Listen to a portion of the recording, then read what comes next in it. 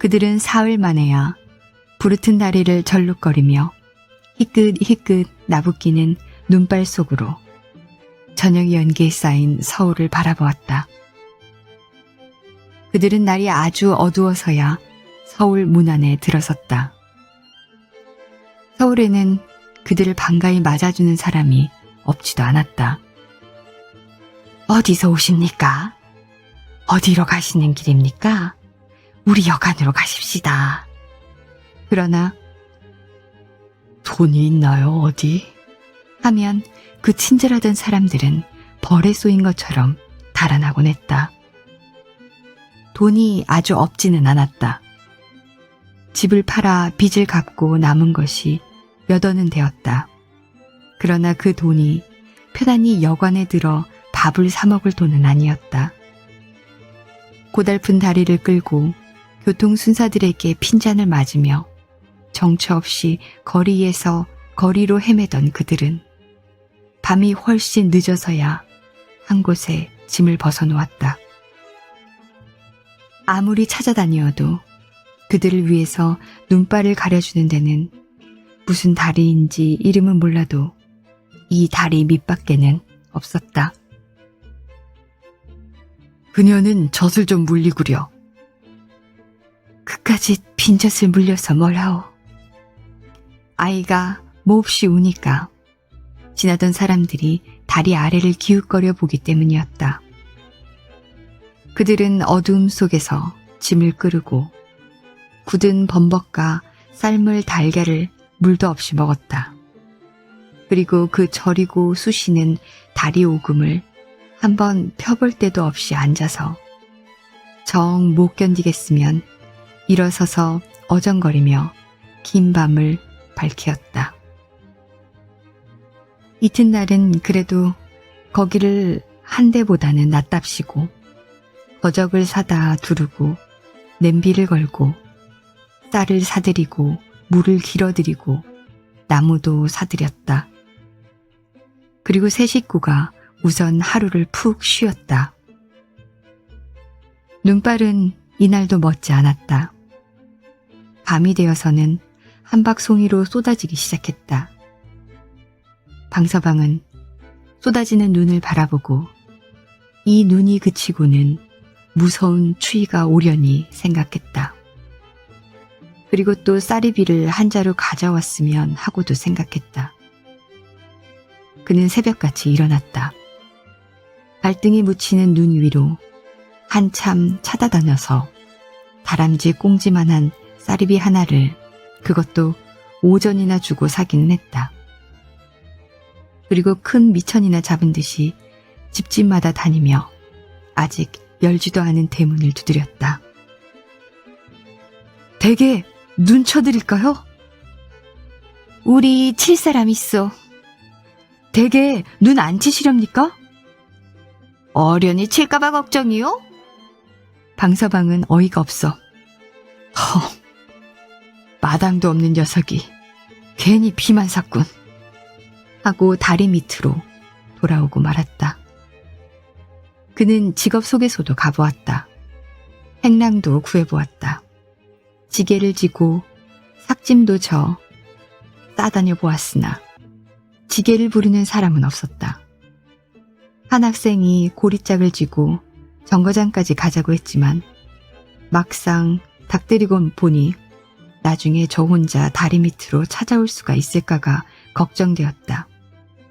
그래서 거기 갔다가 제가 여기까지 찾아올 수 있을까요? 하고 얼음거렸더니 그 학생은 무어라 일본말로 핀잔을 주며 가버린 것이었다. 하루는 다리 밑으로 순사가 찾아왔다. 거기로 호구조사로 온 것은 아니었다. 다리 밑에서 불을 떼면 어떻게 할 테야? 응?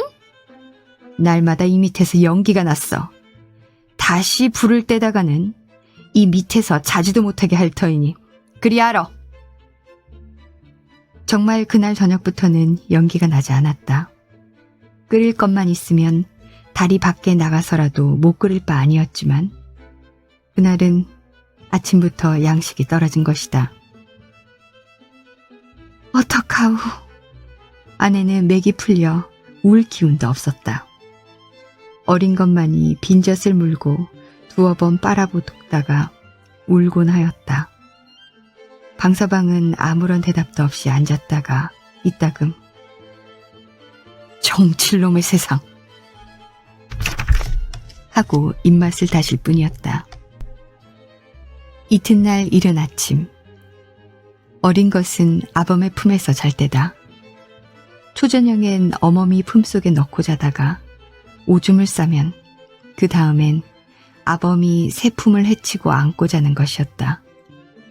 밤새도록 국내에 묻혀 잠을 이루지 못하던 아범이 새벽녘에서야 잠이 들어 어린 것과 함께 쿨쿨 잘 때였다. 김씨는 남편이 한없이 불쌍해 보였다. 술 한 잔 허투루 먹는 법 없고 담배도 일하는 날이나 일꾼들을 주려고만 살 줄 알던 남편이 어쩌다 저 지경이 되었나 생각할 때 세상이 원망스러울 뿐이었다. 그리고 굶고 앉았더라도 그 집만 팔지 말고 그냥 두었던들 고향에만 돌아가고 싶은 생각뿐이었다. 김씨는 생각도 못해 바가지를 집어든 것이다. 고향을 떠날 때 이웃집에서 서울 가면 이런 것도 산다는데 하고 짐에 달아주던 잘 굽고 커다란 새 바가지였다. 그는 서울 와서 다리 밑을 처음 나선 것이다.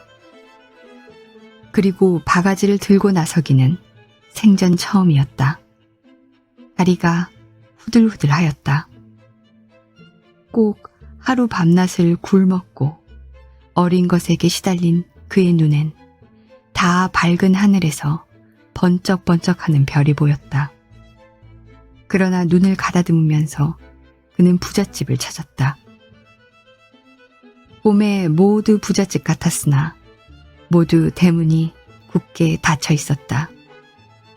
대문을 연 집, 그는 이것을 찾고 헤매기에 그만 뒤를 돌아보지도 못하고 이 골목 저 골목으로만 나간 것이었다. 다행히 문을 연 집이 있었고 그런 집 중에서도 다 주는 것은 아니었지만 10집에 한 집으로 식은 밥, 더운 밥 해서 한 바가지를 얻었을 때는 돌아올 길을 잃어버리고 만 것이다. 이 길로 나가보아도 딴 거리, 저 길로 나가보아도 딴 세상, 어디로 가야 그 개천 그 다리가 나올지 알 재주가 없었다. 기가 막히었다. 물어볼 행위는 많았으나 개천 이름이나 다리 이름을 모르고는 헛일이었다.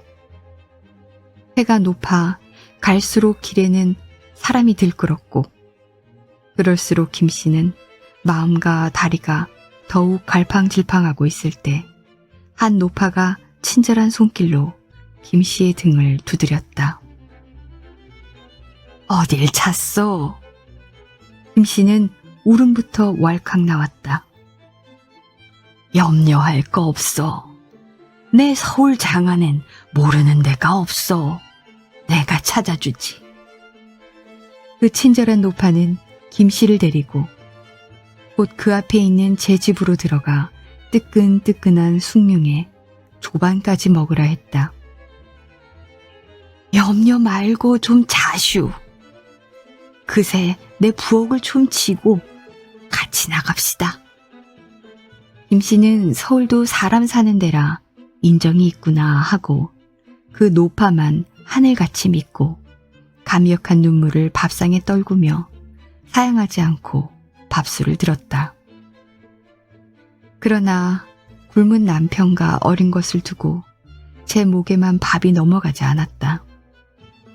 숭늉을 두어 모금 마시고 이내 술을 놓고 노파를 따라 나섰다.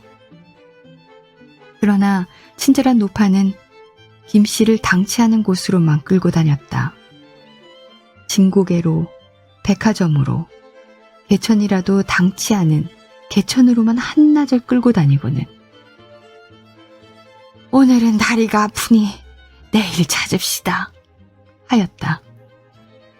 김씨는 가슴이 찢어지는 것 같았으나 그 친절한 노파의 힘을 버리고 혼자 나설 자신은 없었다.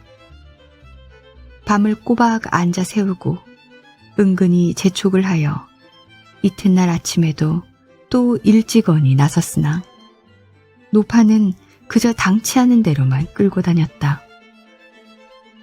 노파는 애초부터 계획이 있었던 것이다.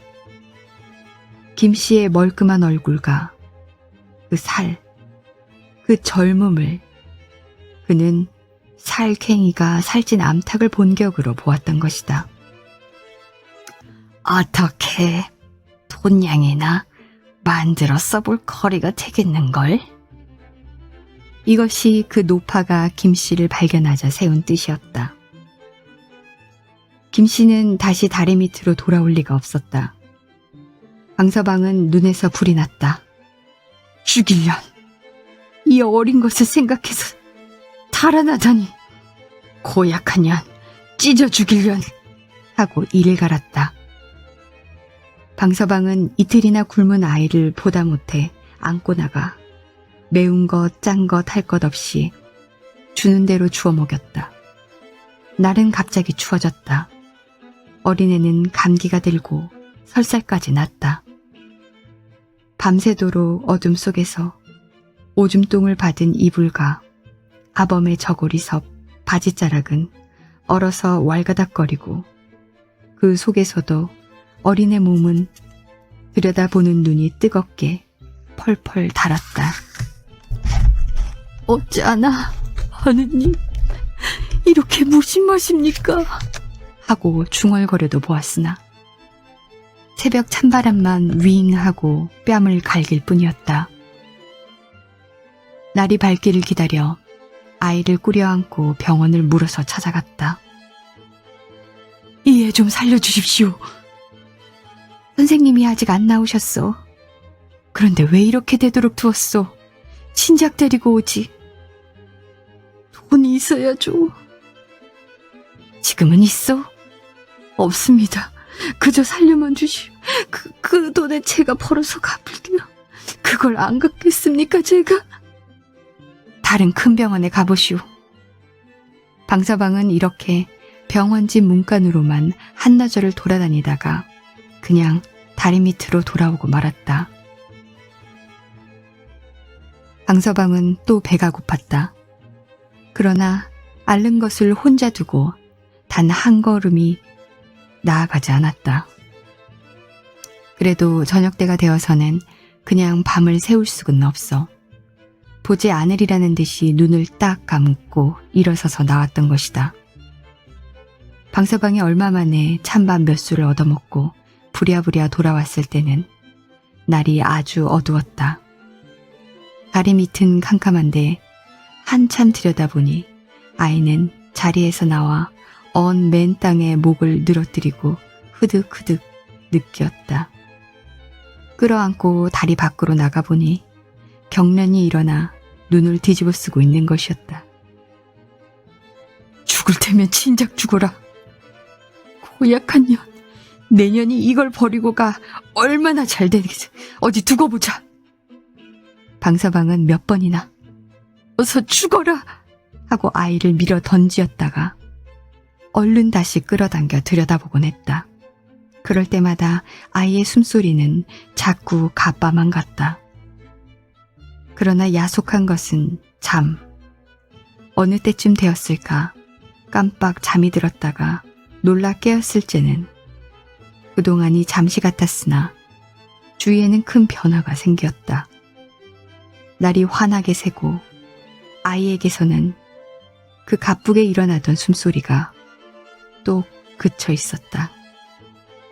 겨우 겨드랑 밑에만 미온이 남았을 뿐 그 불덩이 같던 얼굴과 손발은 어느 틈에 언 생선처럼 싸늘하였다. 봄이 왔다. 그렇게 방서방을 춥게 굴던 겨울은 다 지나가고 그 대신 방서방을 슬프게 만드는 봄이 왔다.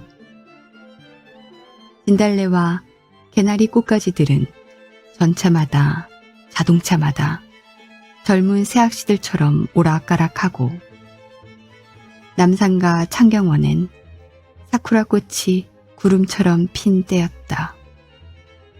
무딘 힘줄로만 얼기설기한 방서방의 가슴에도 그 고향, 그 딸, 그 아내를 생각하기에는 너무나 슬픈 시인이 되게 하는 때였다. 하루아침 그날따라 재수는 있어 식전바람에 일본 사람의 짐을 지고 남산정 막바지까지 가서 어렵지 않게 50전 한 입이 들어왔다. 불이 나게 술집을 찾아 내려오느라 일본집 뜰 앞마다 가지가 휘어지게 열린 사쿠라 꽃송이. 그는 그림을 구경하듯 멍하니 서서 바라보았다. 불현듯 고향 생각이 난 것이다. 우리가 심은 사쿠라 나무도 저렇게 피었으려니.